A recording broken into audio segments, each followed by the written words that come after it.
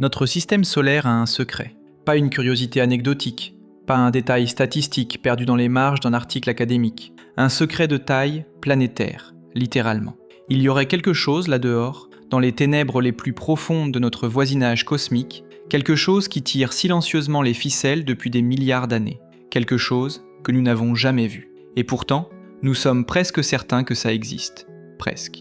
Depuis 2016, les astronomes parlent d'une 9e planète cachée aux confins du système solaire. Une géante glacée qui se promènerait dans l'obscurité absolue, si loin du Soleil que notre étoile ne serait pour elle qu'une simple étoile parmi d'autres dans le ciel nocturne. Personne ne l'a jamais observée directement.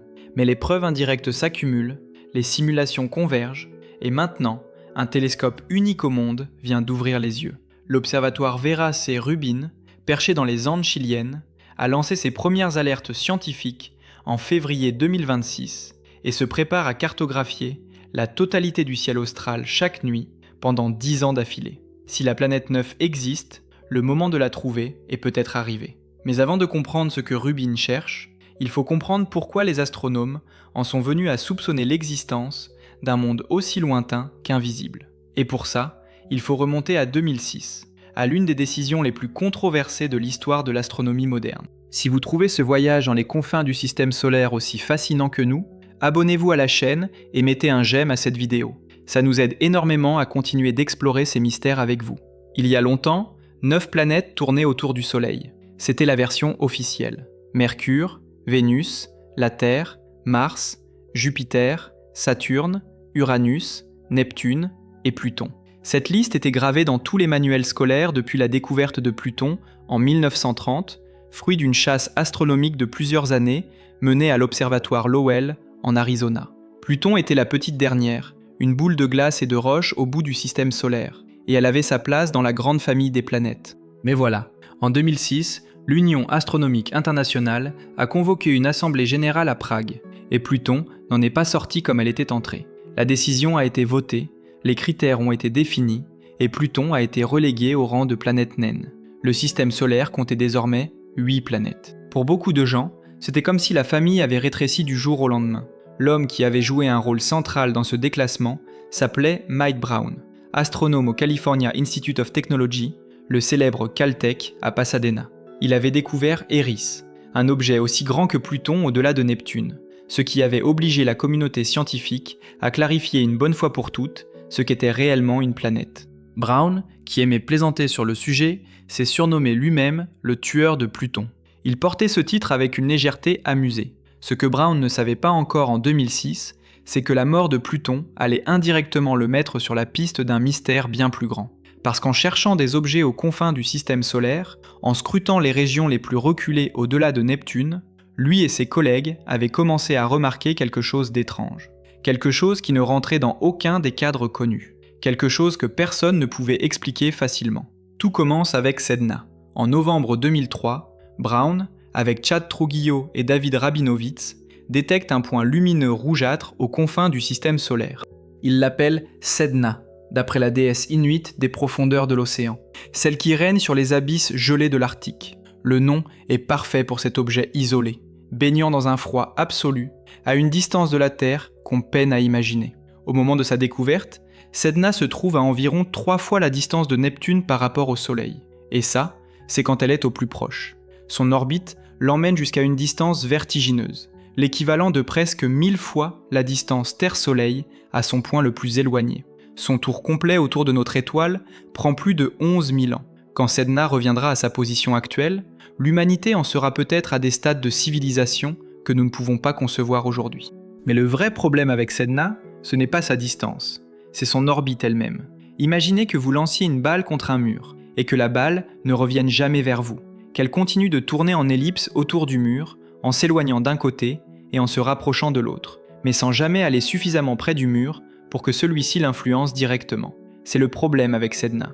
Son point le plus proche du Soleil se trouve à une distance bien trop grande pour que Neptune puisse expliquer son comportement orbital. La planète géante gazeuse n'a tout simplement pas assez d'influence gravitationnelle à cette distance. Quelque chose d'autre a dû sculpter cette orbite aberrante. Quelque chose de massif et de lointain. Brown et ses collègues ont envisagé plusieurs possibilités. Une étoile passante au début de l'histoire du système solaire, il y a 4 milliards et demi d'années, aurait pu dévier des objets du disque protoplanétaire et les placer sur ces trajectoires bizarres. Le Soleil s'est formé dans un amas ouvert d'étoiles, une sorte de pouponnière stellaire où des dizaines ou des centaines d'étoiles naissaient ensemble avant de se disperser aux quatre coins de la galaxie. Pendant les premiers millions d'années, ces étoiles voisines étaient assez proches les unes des autres pour s'influencer gravitationnellement. Une de ces étoiles compagnes, passant suffisamment près, aurait pu perturber les trajectoires d'objets lointains. Mais cette hypothèse, bien que plausible, ne convainquait pas tout le monde. Et puis en 2014, quelque chose a changé. Chad Trujillo et Scott Shepard annoncent la découverte d'un deuxième objet avec une orbite semblable à celle de Sedna, baptisé 2012 VP113. Ce n'était pas juste un deuxième Sedna, c'était la confirmation qu'il existait une classe entière d'objets avec des orbites bizarrement similaires, des trajectoires elliptiques très allongées, orientées dans des directions similaires, avec des points d'approche au Soleil regroupés dans une même région du ciel. Ces objets étaient comme un groupe de boussoles dont toutes les aiguilles pointent dans la même direction. En mécanique céleste, ça ne se produit pas par hasard. Quand des objets s'alignent de cette façon, c'est qu'une force gravitationnelle les orchestre. La question était, quelle force ? C'est à ce moment qu'entre en scène Konstantin Batygin. Jeune et brillant planétologue d'origine russe, Batygin arrive au Caltech et commence à travailler avec Brown sur ce problème qui le fascine. Leur collaboration est improbable à bien des égards. Brown est l'astronome expérimenté, l'observateur, le tueur de Pluton. Batygin est le théoricien, passionné de physique, guitariste à ses heures. Ensemble, ils forment un duo complémentaire et décident d'aborder le problème par les simulations numériques. Ils veulent tester une hypothèse précise. Et si une planète massive, non découverte, orbitait loin au-delà de Neptune et guidait ses objets comme un berger guide ses moutons ? Les résultats tombent en janvier 2016.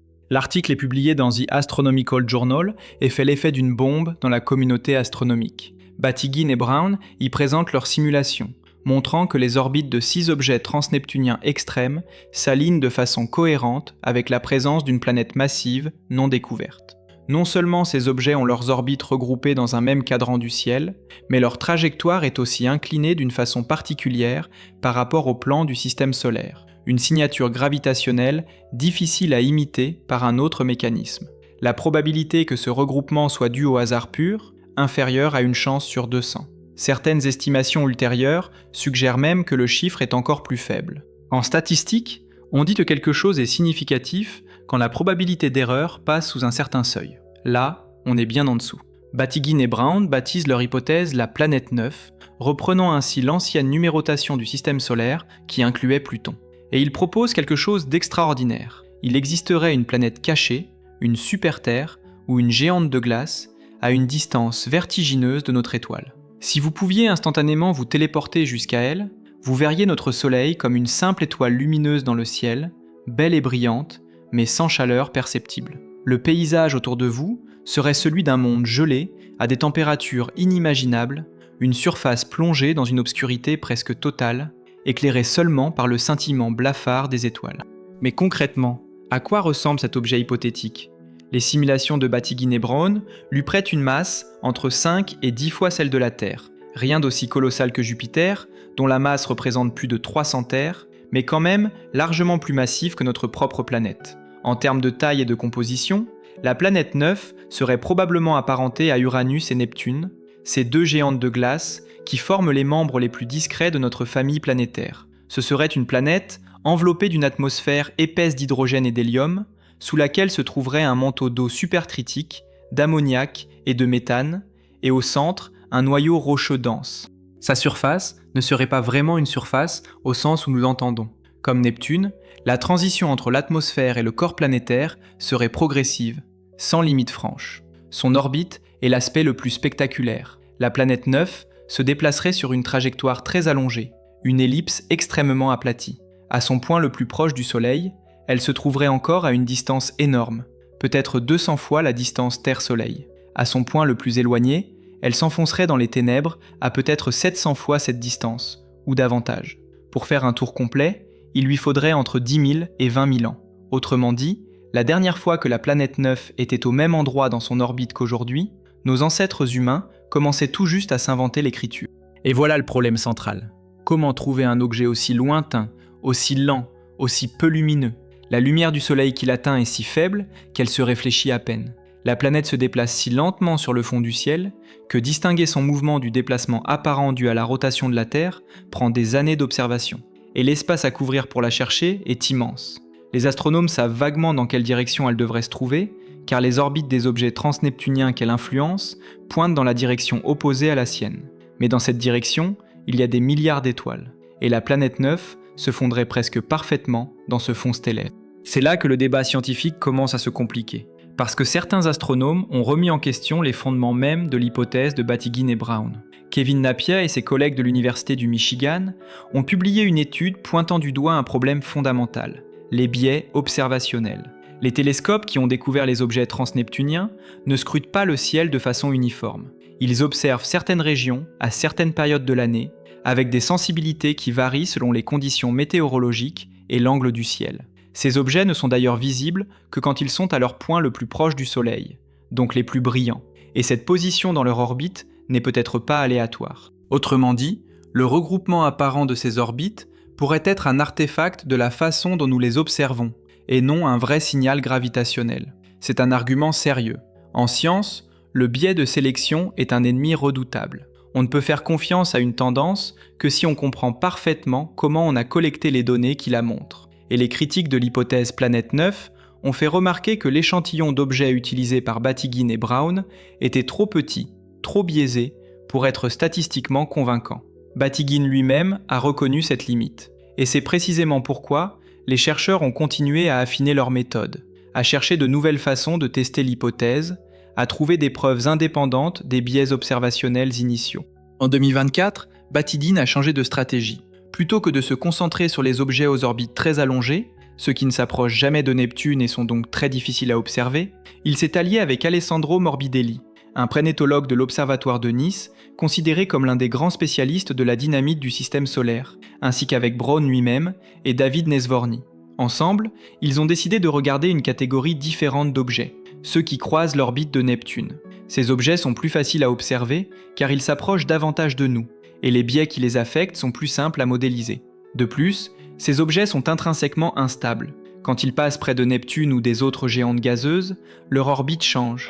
Ils ont une durée de vie orbitale de seulement quelques dizaines de millions d'années, avant d'être éjectés ou de chuter vers le Soleil. Ce qui signifie qu'il doit exister un réservoir lointain qui les alimente en permanence, comme une source qui remplace constamment l'eau qui s'écoule. Les simulations de cette équipe ont montré quelque chose de frappant.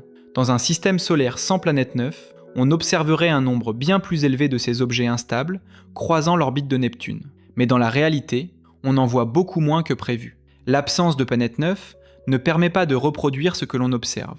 En d'autres termes, le manque de certains objets devient lui-même une preuve. Leur étude conclut que l'absence de la planète 9 est statistiquement impossible au niveau de 5 sigma, ce qui, dans le jargon scientifique, représente le niveau de certitude requis pour annoncer officiellement une découverte en physique des particules. 5 sigma. C'est le seuil qui a permis d'annoncer la découverte du boson de Higgs en 2012. Attention toutefois, 5 sigma en astrophysique a des implications différentes qu'en physique des particules. Les incertitudes systématiques sont plus difficiles à contrôler. Mais le signal est là, robuste, difficile à ignorer. Puis, en avril 2025, une autre étude arrive de Taïwan, menée par Terry Long Phan et ses collègues. Leur approche est complètement différente. Fouiller des archives astronomiques vieilles de 40 ans. Le satellite IRAS, lancé en 1983 par les États-Unis, la Grande-Bretagne et les Pays-Bas, avait cartographié le ciel en infrarouge. Puis, en 2006, le satellite japonais Akari avait fait de même. 2 clichés du même ciel, pris à 23 ans d'intervalle. Si la planète 9 se trouve là où les modèles la prédisent, elle aurait dû se déplacer entre ces 2 observations, d'une quantité précise, correspondant à sa vitesse orbitale estimée. La vitesse attendue est faible, à peine perceptible, mais mesurable si on compare soigneusement les 2 catalogues. L'équipe de Phan a trouvé un signal, un point lumineux dans les données infrarouges de 1983 qui semblait s'être légèrement déplacé vers 2006. Le mouvement était cohérent avec celui attendu pour un objet massif situé aux distances suggérées par les modèles de la planète 9. La communauté scientifique a réagi avec un mélange d'excitation prudente et de scepticisme méthodologique. Mike Brown lui-même a exprimé des réserves. Selon ses propres calculs, l'orbite de ce candidat présente une inclinaison bien supérieure à celle attendue pour la planète 9. ce qui le rendrait difficile à réconcilier avec les prédictions actuelles. D'autres chercheurs veulent attendre des observations de confirmation indépendantes avant de crier victoire. Le signal de Phan est peut-être réel, mais il faut davantage d'éléments pour en être sûr. Ce qui est certain, c'est que l'hypothèse prend de l'épaisseur. Les preuves s'accumulent sous des formes variées, issues d'équipes différentes, utilisant des méthodes différentes. C'est toujours bon signe en science, quand plusieurs chemins indépendants mènent vers la même destination. La probabilité que ce soit une coïncidence décroît drastiquement. Mais voici où l'histoire prend une tournure complètement inattendue. En 2019, 2 physiciens ont proposé quelque chose qui semblait tout droit sorti d'un roman de science-fiction. Jakob Scholz, de l'université de Durham, et James Unwin, de l'université de l'Illinois à Chicago, ont publié une étude qui commençait par une question simple. Et si la planète 9 n'était pas une planète du tout ? Leurs travaux se concentraient sur une coïncidence troublante. Les données d'un programme d'observation polonais appelé OGLE, l'expérience d'observation gravitationnelle optique, avait révélé un excès d'événements de microlentilles gravitationnelles en direction du centre de la galaxie. La microlentille gravitationnelle, c'est un phénomène prédit par la relativité générale d'Einstein. Quand un objet massif passe devant une étoile plus lointaine vue depuis la Terre, sa gravité défléchit et amplifie la lumière de cette étoile, comme une loupe cosmique. Ces événements sont rares mais mesurables, et les données d'OGLE montraient un surplus d'événements correspondant à des objets ayant des masses dans la gamme entre 5 et 15 fois celle de la Terre. Des objets de masse planétaire qui flottaient librement dans l'espace, sans étoiles hautes visibles. Scholz et Unwin ont réalisé que cette gamme de masse correspondait exactement aux prédictions de Batygin et Brown pour la planète 9. Et ils ont eu une idée audacieuse. Et si ces objets de masse planétaire détectés par OGLE n'étaient pas des planètes errantes, mais des trous noirs primordiaux? Les trous noirs primordiaux sont une classe théorique de trous noirs qui se seraient formés non pas par l'effondrement d'une étoile massive, comme les trous noirs conventionnels, mais dans les premiers instants de l'univers, quelques fractions de secondes après le Big Bang, quand des régions de densité extrêmement élevées se sont effondrées sur elles-mêmes. Ces trous noirs pourraient avoir des masses très variées, y compris des masses comparables à celles des planètes. Imaginez un trou noir de la taille d'une balle de bowling. Voilà ce que représenterait un objet de 5 à 10 fois la masse de la Terre comprimé en un trou noir primordial. Toute cette masse, tout ce champ gravitationnel, concentré dans un espace infime. Invisible à la lumière optique, car un trou noir n'émet pas et ne réfléchit pas la lumière. Indétectable aux images infrarouges, car il n'a pas de surface chaude qui rayonne, mais parfaitement capable de perturber les orbites des objets transneptuniens, exactement comme le fait la planète 9 théorique. Scholz et Unwin ont calculé que les probabilités pour que le Soleil capture un tel trou noir primordial pendant les premiers milliards d'années de son existence sont comparables aux probabilités pour qu'il capture une planète errante, scénario qui est lui-même une explication plausible de l'origine de la planète 9. L'idée a été prise au sérieux, mais pas sans controverse. Batygin lui-même a dit qu'il n'y voyait pas de raison particulière de préférer cette hypothèse à celle d'une planète ordinaire. Brown a été encore plus direct, affirmant qu'il n'existe aucune raison substantielle de penser que la planète 9 soit un trou noir. Mais l'idée a stimulé des propositions détectives fascinantes. Le physicien théorique Edward Wheaton, l'un des architectes de la théorie des cordes, a suggéré qu'une flotte de minuscules sondes spatiales, propulsées par la pression de la lumière laser depuis la Terre, pourrait explorer les régions susceptibles d'abriter un tel trou noir primordial et confirmer ou infirmer son existence. Avi Loeb et Amir Siraj ont quant à eux proposé une méthode de détection différente. Si un trou noir primordial se trouve dans le système solaire externe, il pourrait occasionnellement avaler une comète qui s'approcherait trop. Cette ingestion produirait une brève mais intense émission de rayons X ou gamma, un éclair cosmique bref et localisé qui pourrait être détecté par les télescopes appropriés. Et, ce n'est pas anodin, le futur relevé de l'observatoire Vera C. Rubin pourrait fournir des données pertinentes pour tester même cette hypothèse exotique. Mais revenons à l'hypothèse principale. Si la planète 9 est une vraie planète, comment s'est-elle retrouvée dans cette position si lointaine et isolée ? C'est une question qui touche à l'histoire violente et tumultueuse des premières années du système solaire. Il y a environ 4 milliards et demi d'années, le Soleil venait de s'allumer au centre d'un disque de gaz et de poussière, le disque protoplanétaire. Dans ce disque, des grumeaux de matière s'aggloméraient progressivement, comme des boules de neige qui roulent sur elles-mêmes et grandissent. Les 4 planètes géantes, Jupiter, Saturne, Uranus et Neptune, ont d'abord formé des noyaux solides, puis ont capturé les gaz environnants pour devenir les géants que nous connaissons. Mais ce processus de formation était chaotique. Les géantes gazeuses interagissaient entre elles par leurs immenses champs gravitationnels. Le modèle dit de Nice, développé notamment par Alessandro Morbidelli et ses collaborateurs dans les années 2000, décrit un système solaire primitif instable dans lequel Jupiter et Saturne ont basculé dans une résonance orbitale particulière. Cela a déclenché une vague de perturbations qui a remodelé tout le système externe. Neptune et Uranus ont échangé leur position orbitale, et des milliers de corps glacés ont été éjectés dans toutes les directions, certains vers l'intérieur du système, d'autres vers les espaces interstellaires. Les simulations menées par Sean Raymond et ses collaborateurs suggèrent qu'à l'époque de ce grand bouleversement, 3 à 5 noyaux de glace de taille planétaire ont été complètement éjectés du système interne par leurs interactions avec Jupiter et Saturne. La plupart se sont perdus dans l'espace interstellaire, libres à jamais de toute attache gravitationnelle. Mais le Soleil était alors encore enveloppé dans son amas stellaire natal, entouré d'étoiles voisines, dont la gravité collective créait un environnement riche en interactions. Un noyau de glace, éjecté vers l'extérieur, en passant dans les régions distales du système, aurait pu être légèrement freiné ou dévié par l'attraction combinée des étoiles voisines, suffisamment pour rester capturé dans une orbite large et très excentrique autour du Soleil, plutôt que de s'en échapper définitivement. Les calculs de Raymond indiquent que la probabilité d'un tel événement tourne autour de 40%, bien assez élevé pour que le scénario soit crédible. Il existe aussi une autre possibilité, plus exotique. La planète 9 ne se serait pas formée dans notre système solaire, elle aurait été capturée. Dans les premières dizaines de millions d'années du Soleil, quand il vivait encore dans son amas stellaire, des rencontres proches entre systèmes planétaires voisins n'étaient pas impossibles. Une planète orbitant autour d'une étoile compagnie aurait pu être déstabilisée lors d'une telle rencontre et capturée par le champ gravitationnel du Soleil. Cette idée, séduisante et romantique à sa façon, celle d'un monde voyageur qui a changé d'étoile haute après une rencontre cosmique fortuite, reste moins probable que le scénario de l'éjection depuis l'intérieur du système. Mais elle ne peut pas être exclue. Ce qui est fascinant dans ces deux scénarios, c'est qu'ils nous rappellent à quel point l'histoire du système solaire est celle d'un chaos progressivement dompté. Les planètes que nous voyons aujourd'hui ne sont pas là par hasard. Elles sont les survivantes d'un tournoi brutal et millénaire où la gravité était juge. Les planètes qui ont perdu ont soit fusionné avec leurs voisines, soit été éjectées dans les profondeurs de l'espace. La planète 9, si elle existe, serait alors l'exilée, la vaincue qui n'a pas tout à fait perdu car elle est restée captive, gravitationnellement liée au Soleil, mais reléguée dans les périphéries les plus froides et les plus sombres du système. Ce tableau change notre façon de percevoir notre système solaire. Nous le regardons souvent comme quelque chose de stable et de définitif. Les 8 planètes dans leurs orbites bien rangées, le tout tournant harmonieusement autour du Soleil depuis des milliards d'années. Mais c'est une illusion.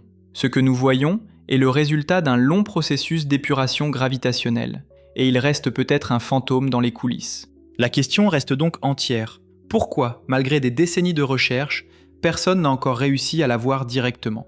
La réponse est dans les chiffres. Plus un objet est éloigné, moins il est lumineux. La lumière du Soleil s'atténue avec la distance, selon une loi physique implacable. Pour un objet situé dans la gamme de distance prédite pour la planète 9, la lumière réfléchie serait si faible qu'elle se noierait dans le bruit de fond des instruments actuels. Les meilleurs télescopes au sol, même les monstres de 8 et 10 mètres de diamètre comme le Subaru télescope à Hawaï, n'ont pas la combinaison parfaite de surface collectrice, de champ de vue et de sensibilité pour balayer systématiquement les régions du ciel susceptibles d'abriter la planète 9. On aurait besoin de regarder au bon endroit, au bon moment. Et l'espace de recherche est tout simplement trop vaste pour les moyens disponibles jusqu'à présent. Et voilà précisément où arrive Vera Rubin. Mais pour comprendre pourquoi cet observatoire change tout, il faut d'abord comprendre qui était Vera Rubin, et pourquoi ce télescope porte son nom avec une fierté méritée. Vera Cooper Rubin est née en 1928 à Philadelphie. Enfant, elle passait des heures à la fenêtre de sa chambre à suivre les étoiles dans leur danse nocturne, fascinée par ces points lumineux qui se déplaçaient selon des règles invisibles. Elle a étudié l'astronomie à une époque où les femmes dans les sciences n'étaient pas les bienvenues, où les observatoires refusaient parfois l'accès aux femmes astronomes. Rubin a persévéré. Elle a obtenu son doctorat, elle a travaillé à l'Observatoire des institutions Carnegie à Washington, et dans les années 70, elle s'est attaquée à une question qui semblait anodine. Les étoiles dans les galaxies tournent-elles à la vitesse attendue ? La réponse qu'elle a trouvée a tout changé.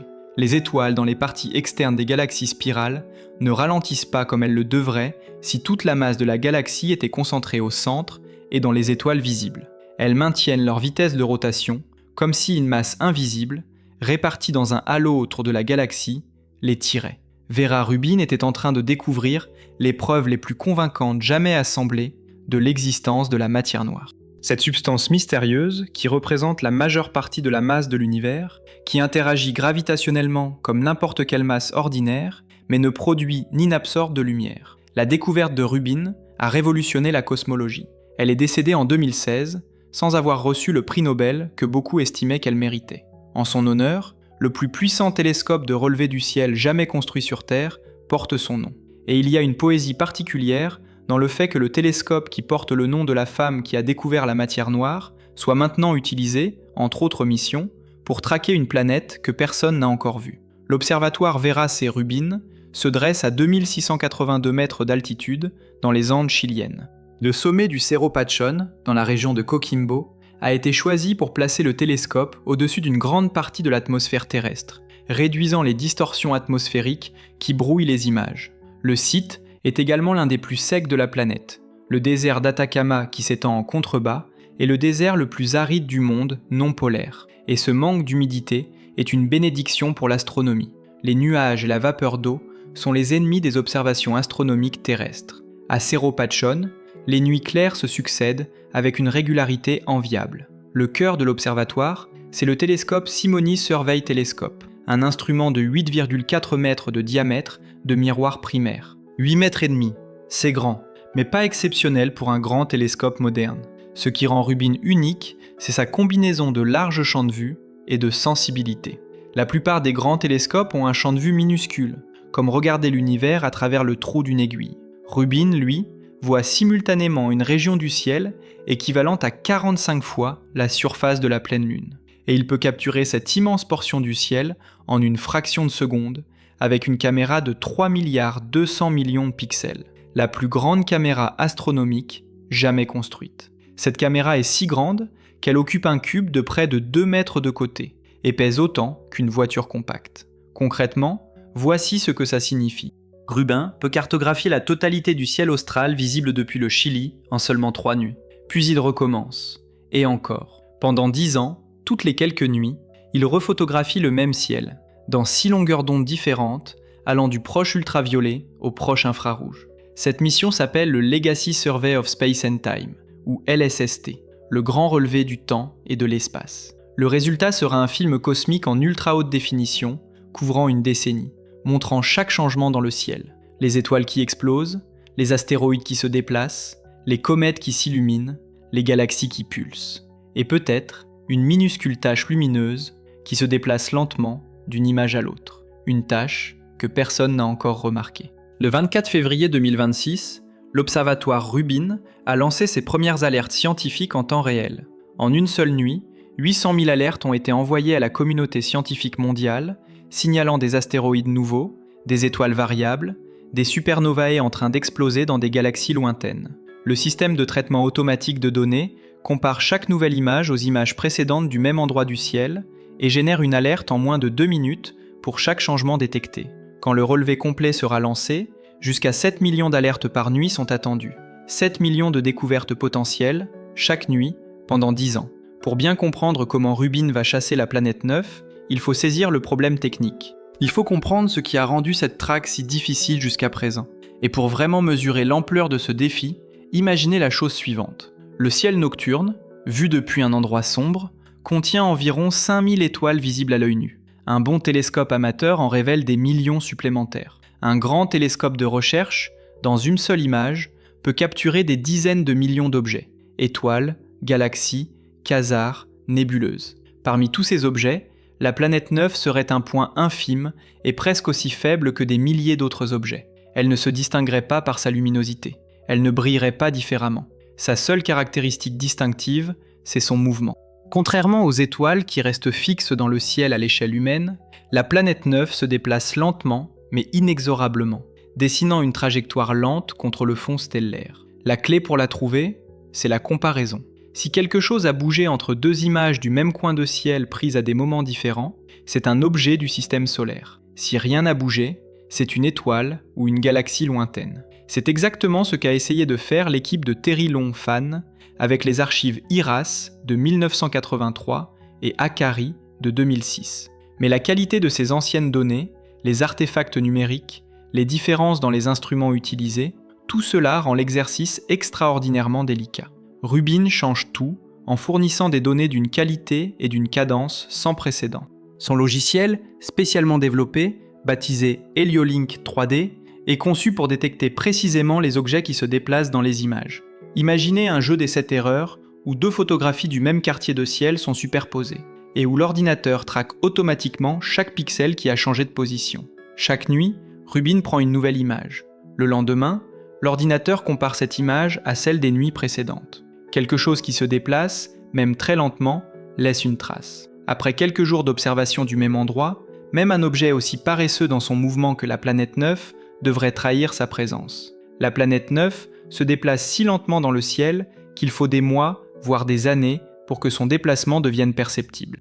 C'est précisément là que le LSST, ce grand relevé sur 10 ans, prend tout son sens. La première année, Rubin construit une image de référence du ciel. La deuxième année, en repassant sur les mêmes régions, il peut déjà détecter des déplacements d'objets très lents.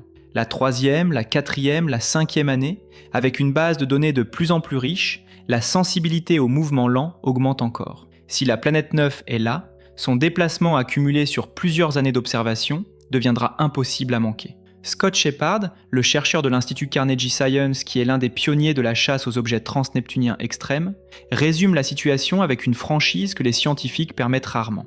Rubin est notre meilleur espoir pour trouver la planète 9 dans les prochaines années. Si la planète est réelle, estime-t-il, l'observatoire a entre 70 et 80% de chances de la trouver. Ce chiffre n'est pas une certitude absolue, parce que les probabilités dépendent de la taille exacte de la planète, de sa capacité à réfléchir la lumière solaire et de sa distance actuelle. Si la planète 9 est dans la fourchette la plus défavorable, c'est-à-dire plus petite, plus sombre et plus éloignée que les prédictions médianes, elle pourrait se trouver exactement à la limite de ce que Rubin peut détecter. Dans ce cas, elle pourrait passer inaperçue même sous l'œil de ce géant. Mais même dans ce cas, Rubin ne repartirait pas bredouille. Chaque objet transneptunien supplémentaire découvert au cours du survey représente une contrainte additionnelle sur les modèles. Brown est particulièrement enthousiaste à ce sujet. Même si Rubin ne trouve pas la planète 9 directement, dit-il, il trouvera tellement de nouveaux objets transneptuniens lointains avec des orbites mesurables que la question de son existence sera définitivement tranchée. Les biais observationnels que ses critiques lui reprochent disparaîtront. Quand on a un catalogue de milliers de ces objets, répartis uniformément sur tout le ciel, les biais de sélection ne peuvent plus maquiller la réalité. Si le regroupement orbital persiste dans ce catalogue massif, la planète 9 est réelle. S'il disparaît, c'était effectivement un artefact de nos méthodes précédentes. Ce point mérite qu'on s'y attarde. Le débat sur les biais observationnels est au cœur de toute cette controverse depuis des années, et il illustre quelque chose d'important sur la façon dont la science progresse. Kevin Napier et ses collègues ne prétendent pas que la planète 9 n'existe pas. Ils disent que les preuves actuelles sont insuffisantes pour en affirmer l'existence. Et ils ont raison sur le principe. En astronomie, quand on cherche quelque chose dans une petite portion du ciel, on trouve nécessairement plus de choses dans cette portion que dans le reste. Ce n'est pas que les objets soient concentrés là, c'est qu'on les a cherchés là. Un criminaliste dirait qu'on ne peut pas conclure que tous les crimes ont lieu dans un quartier donné, juste parce que c'est là que la police patrouille en priorité. La logique s'applique directement. Les objets transneptuniens extrêmes qui ont été découverts l'ont été en grande partie par des observatoires qui ne couvrent qu'une fraction du ciel, et souvent les mêmes fractions. Rubin est le premier instrument capable de balayer uniformément et systématiquement le ciel austral entier avec la même sensibilité partout, éliminant ainsi ce biais structurel d'un seul coup. Il y a d'ailleurs une analogie historique magnifique dans toute cette histoire, et elle se trouve à la source même de l'astronomie moderne. 2 siècles avant Batygin et Brown, un jeune mathématicien français nommé Urbain Le Verrier était assis à l'Observatoire de Paris, entouré de tables d'observation et de feuilles de calcul, à chercher quelque chose qu'aucun télescope n'avait encore vu. Il étudiait les irrégularités dans le mouvement d'Uranus, cette planète découverte par William Herschel en 1781. Les tables prédictives d'Uranus ne correspondaient pas aux observations réelles. La planète n'était pas exactement là où les lois de Newton auraient dû la placer. Soit Newton avait tort, ce qui semblait impensable, soit quelque chose d'invisible tirait Uranus de sa trajectoire prévue. Le Verrier a opté pour la seconde hypothèse. Pendant des mois, il a fait des calculs d'une complexité formidable, sans ordinateur, sans rien d'autre que son cerveau et ses tables de logarithmes.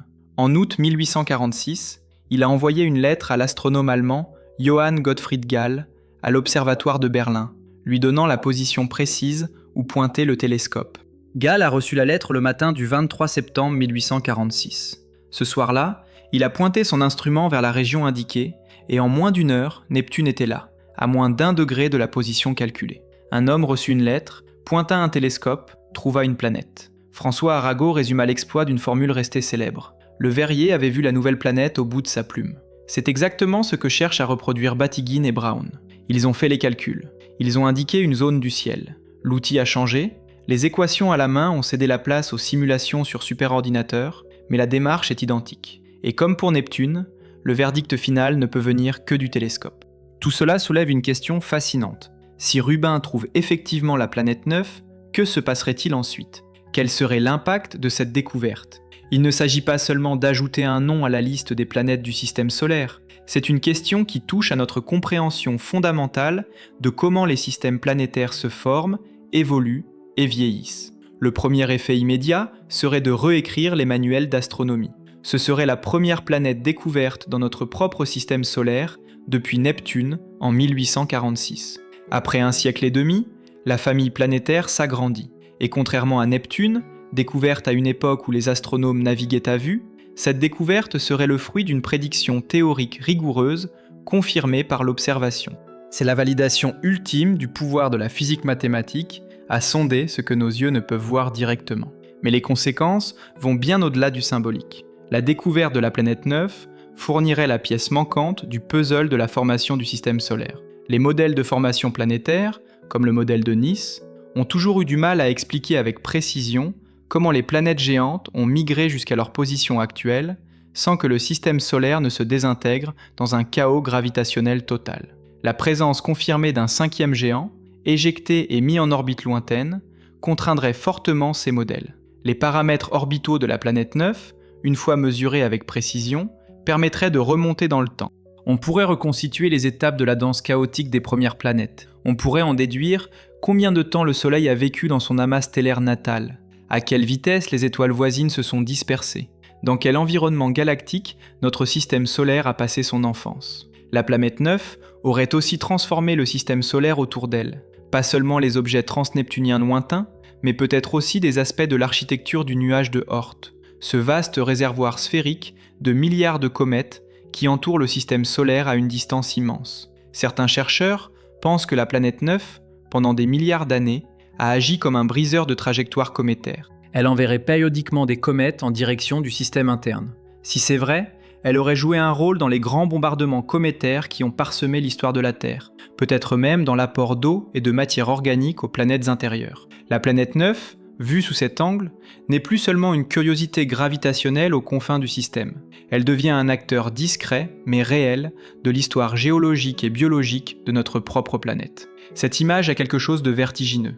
Un monde lointain et invisible, qui n'a jamais accueilli aucune forme de vie et qui n'en accueillera probablement jamais, pourrait avoir contribué à façonner les conditions qui ont permis à la vie d'apparaître ici sur Terre. La gravité est une force sans intention, sans direction narrative, mais ses effets traversent les milliards d'années et les milliards de kilomètres avec une précision implacable. Et si Rubin ne trouve pas la planète 9, ce scénario est aussi scientifiquement riche, même si moins spectaculaire pour les manchettes. L'absence de détection ne signifie pas que la planète 9 n'existe pas. Cela signifie qu'elle est soit plus lointaine, soit plus petite, soit plus sombre que les prédictions actuelles. La zone de recherche se rétrécirait, les simulations seraient révisées, de nouveaux paramètres orbitaux seraient testés. Les chercheurs qui défendent l'hypothèse du disque de petits corps glacés comme alternative à la planète 9 verraient leur modèle examiné de plus près.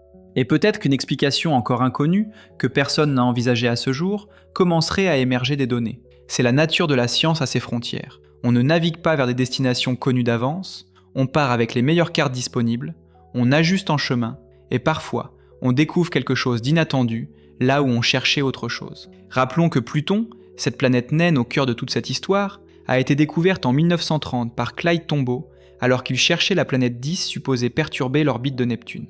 Il a trouvé Pluton, mais Pluton était beaucoup trop petite pour être la cause des perturbations. La vraie réponse, à savoir que les perturbations n'étaient pas réelles, n'est venue que des décennies plus tard. La sérendipité, la découverte fortuite, a toujours été une composante essentielle de l'exploration astronomique. Rubin lui-même est conçu pour la sérendipité. En cartographiant le ciel avec cette profondeur et cette fréquence, pendant 10 ans, il va forcément tomber sur des choses que personne n'attendait. Les premières semaines d'alerte ont déjà commencé à révéler des objets inconnus, et au fil des mois, ce flux ne fera qu'accélérer. Des dizaines de milliers de nouveaux objets transneptuniens seront catalogués, leurs orbites mesurées, leurs propriétés physiques caractérisées. La ceinture de Kuiper, ce vaste anneau glacé au-delà de Neptune, sera scrutée comme jamais. Le disque épars, zone encore plus reculée où évoluent des objets aux orbites très allongées, sera exploré systématiquement pour la première fois. Il faut aussi parler d'une facette de l'histoire que l'on mentionne rarement, la dimension humaine de cette quête scientifique. Constantin Batygin est fascinant comme personnage. Né à Moscou en 1986, fils d'un physicien, il a grandi entre la Russie, le Japon et l'Allemagne, avant de s'installer en Californie. Il joue de la guitare électrique dans un groupe de rock, il a tatoué des équations de physique sur son avant-bras, et il dirige aujourd'hui une équipe de recherche au Caltech qui travaille sur les problèmes les plus profonds de la dynamique planétaire. Il parle de la planète 9 avec une conviction tranquille qui contraste avec l'effervescence médiatique qui entoure parfois l'hypothèse. Pour lui, l'existence de la planète 9 n'est pas une question de foi ou d'espoir, c'est une conséquence logique de ce que les données montrent. Les simulations convergent, les preuves indirectes s'accumulent. Et bientôt, Rubin dira si tout cela était juste. Mike Brown, lui, a un parcours qui a tous les ingrédients d'une histoire singulière. L'homme qui a tué Pluton, comme il se présente lui-même sur les réseaux sociaux avec un humour assumé, a passé une décennie à chercher les confins du système solaire, à la surface desquels Pluton n'est qu'un caillou parmi d'autres. Il a découvert Eris, Makemake, Oméa, Sedna et des dizaines d'autres objets transneptuniens. Et en cherchant des objets mineurs, il a peut-être mis le doigt sur quelque chose de bien plus grand. Il reste ce qu'il a toujours été, un observateur. Il scrute le ciel, il analyse les données et il attend. Pour lui, la planète 9 représente l'aboutissement logique d'une carrière entière consacrée à comprendre la périphérie du système solaire. L'expression qu'il utilise est révélatrice. Il est extraordinairement confiant que la planète 9 existe. Non pas certain, mais extraordinairement confiant. La nuance compte. Ce qui est aussi frappant dans cette histoire, c'est la dimension collective de la science moderne. La planète 9 n'est pas la créature d'un seul génie solitaire qui aurait travaillé dans l'ombre. C'est le produit d'une communauté internationale dispersée, des chercheurs taïwanais qui fouillent des archives infrarouges japonaises, un planétologue niçois qui collabore avec 2 Californiens, des astronomes hawaïens qui scrutent le ciel austral depuis le Mauna Kea. Il y a aussi les ingénieurs chiliens et américains qui maintiennent un observatoire perché à presque 3 km d'altitude dans les Andes. La science se fait en réseau, et le réseau est mondial. Et le réseau est aussi transgénérationnel. Vera Rubin, la femme dont le télescope porte le nom, a travaillé dans les années 60 et 70 sur des galaxies situées à des millions d'années-lumière de nous. Elle n'a jamais cherché la planète 9, elle ne savait pas que son nom allait orner un instrument qui changerait la façon dont nous voyons notre propre système solaire. Mais le télescope qui porte son nom est l'héritier direct de la tradition qu'elle a contribué à construire, l'astronomie des relevés systématiques, la cartographie patiente et exhaustive du ciel. C'est la conviction que les grandes découvertes ne viennent pas seulement du pointage d'un grand télescope vers une cible précise, mais aussi de l'observation méthodique et répétée de vastes portions du ciel, jusqu'à ce que quelque chose d'inattendu apparaisse. Vera Rubin était convaincue que l'univers était rempli de matière que nous ne pouvions pas voir. Elle avait raison. La matière noire représente environ 5 fois la quantité de matière ordinaire dans l'univers, et nous ne savons toujours pas ce qu'elle est. Maintenant, nous cherchons une planète que nous ne pouvons pas voir. La question est, avons-nous raison ? L'univers a l'habitude de récompenser les chercheurs qui suivent les preuves, même quand elles mènent vers l'inconfortable ou l'improbable. Voici quelque chose que les discussions populaires sur la planète 9 mentionnent rarement, son interaction possible avec le nuage de Oort. Ce nuage, postulé par l'astronome néerlandais Jan Hendrik Oort en 1950, est une vaste sphère de milliards de petits corps glacés qui entourerait le système solaire à une distance colossale, bien au-delà même de l'orbite hypothétique de la planète 9. Le nuage de Oort serait le réservoir d'où proviennent la plupart des comètes à longue période, ces voyageuses glacées qui visitent le système interne tous les milliers ou millions d'années avant de repartir vers leurs lointaines orbites. Or, une planète massive sur une orbite très allongée croiserait régulièrement les régions intermédiaires entre le système solaire connu et ce réservoir cométaire. Lors de chacun de ces passages, la planète 9 exercera une force gravitationnelle sur les corps cométaires présents dans ces zones, en déviant certains vers l'intérieur du système, en éjectant d'autres vers les espaces interstellaires. Sur des milliards d'années, cet effet de brassage gravitationnel aurait laissé des empreintes dans la structure du nuage de Oort et dans la distribution des comètes à longue période que nous observons. Certains chercheurs ont effectivement proposé que des anomalies dans la distribution des orbites des comètes à longue période pourraient être une signature indirecte supplémentaire de la planète 9, une trace laissée non pas dans des orbites d'objets transneptuniens, mais dans les trajectoires de comètes qui nous rendent visite de temps en temps. Rubin, avec sa capacité à détecter et cataloguer des milliers de nouvelles comètes et petits objets du système externe, pourrait fournir des données précieuses pour tester cette hypothèse aussi. Regardons aussi ce que cette quête nous dit sur la nature même des systèmes planétaires. Les astronomes ont maintenant découvert des milliers d'exoplanètes, ces planètes orbitant autour d'autres étoiles que le Soleil. Il y a des systèmes avec des planètes géantes très proches de leur étoile, des systèmes avec plusieurs super-terres en orbite compacte, des systèmes avec des planètes orbitant sur des trajectoires rétrogrades par rapport à la rotation de leur étoile. La biodiversité planétaire est immense, et notre propre système solaire n'est qu'une configuration parmi des milliers possibles. Dans ce contexte, l'existence d'une cinquième géante éjectée très tôt dans l'histoire du système solaire ne serait pas une anomalie. Ce serait même une confirmation d'une tendance observée dans les simulations numériques de formation planétaire. Les jeunes systèmes planétaires subissent souvent des phases d'instabilité qui éjectent certaines planètes. Dans les systèmes où nous observons des géantes gazeuses très proches de leur étoile, ces géantes ont probablement migré vers l'intérieur, ce qui implique que d'autres planètes ont été éjectées vers l'extérieur ou hors du système. Notre propre histoire n'est peut-être pas si différente, avec des détails qui nous distinguent légèrement, mais un mécanisme de fond commun. Ce qui est unique dans notre situation, c'est que nous avons la possibilité de tester directement cette hypothèse. Pas en allant dans d'autres systèmes stellaires, ce qui est hors de notre portée technologique pour plusieurs siècles encore, mais en cherchant la preuve fossile de cette instabilité passée dans notre propre système solaire, sous la forme d'une planète éjectée qui n'a jamais complètement quitté la famille. La planète 9, si elle existe, est le témoin direct d'un événement qui a eu lieu il y a 4 milliards d'années, et qui a façonné le système solaire tel que nous le connaissons.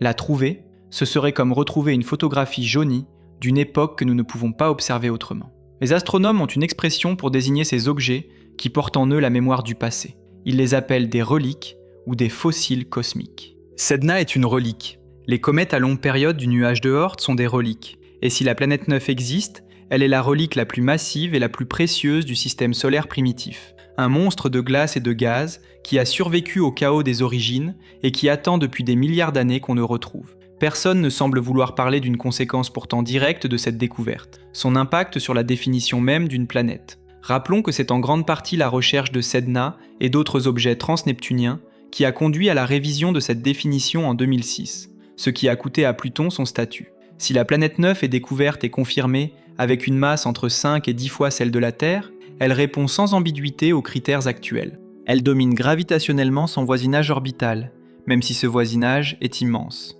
Elle a une masse suffisante pour être en équilibre hydrostatique et former une sphère. Le système solaire retrouverait alors officiellement 9 planètes, et Pluton serait toujours une planète naine. Mike Brown, le tueur de Pluton, se retrouverait dans la position singulière d'avoir contribué à ramener le nombre de planètes à 9 d'une façon complètement différente de celle qu'on aurait attendue. 20 ans ont passé depuis que Brown regardait des données bizarres sur un objet appelé Sedna, et nous voilà à ce moment pivot. 20 ans de travail théorique, de simulation, de débat, de remise en question, et maintenant un instrument capable de trancher le débat commence enfin à ouvrir les yeux. Les chercheurs qui ont consacré une partie de leur carrière à cette hypothèse, comme Brown qui avait d'abord détruit Pluton et cherche maintenant à lui trouver un successeur géant, attendront les premières données de Rubin avec une impatience qu'ils ont appris à maîtriser, mais qui ne disparaît jamais complètement. Le calendrier est clair. Le Legacy Survey of Space and Time a démarré techniquement avec le lancement des alertes scientifiques en février 2026. Le grand relevé systématique s'enclenche et va s'accélérer au fil des semaines. Les premières publications scientifiques utilisant les données complètes du LSST sont attendues pour 2027 et au-delà. Les objets transneptuniens lointains, pour être confirmés et orbites mesurées, nécessitent plusieurs observations réparties sur des mois. La planète 9, si elle existe, pourrait être repérée initialement comme un objet suspect au bout de quelques mois d'observation, puis confirmée sur une période de 1 à 2 ans supplémentaires. Si elle est là et accessible à Rubin, la décennie 2026 à 2036 pourrait bien être celle qui voit la résolution d'une des plus grandes énigmes de l'astronomie contemporaine. Ce qui rend la situation encore plus intrigante, c'est que d'autres observatoires travaillent en parallèle. Le télescope Subaru à Hawaï, avec sa caméra Hyper Supreme Cam, qui couvre presque 2 degrés carrés de ciel en une seule image, continue ses relevés dédiés à la chasse aux objets transneptuniens extrêmes. Le télescope spatial James Webb, dont la sensibilité en infrarouge est sans précédent, pourrait fournir des données cruciales si un candidat est identifié. Et le satellite Euclide, lancé par l'Agence spatiale européenne en 2023 pour cartographier la structure de l'univers à grande échelle, pourrait lui aussi apporter des données pertinentes. La communauté astronomique mondiale fonctionne comme un grand réseau d'instruments complémentaires, chacun apportant sa sensibilité particulière à la résolution d'énigmes communes. Pensons un instant à ce que cela signifie à une échelle plus large. Nous habitons un système planétaire que l'humanité observe depuis des millénaires. Nos ancêtres voyaient les planètes se déplacer dans le ciel et les appelaient les astres errants. Ils ont construit des mythologies entières autour de ces points lumineux, les ont associés à des dieux, à des destins, à des cycles de la vie. Puis la science est venue, avec Newton et Kepler, et a révélé les règles cachées derrière cette danse. Des planètes ont été prédites avant d'être vues.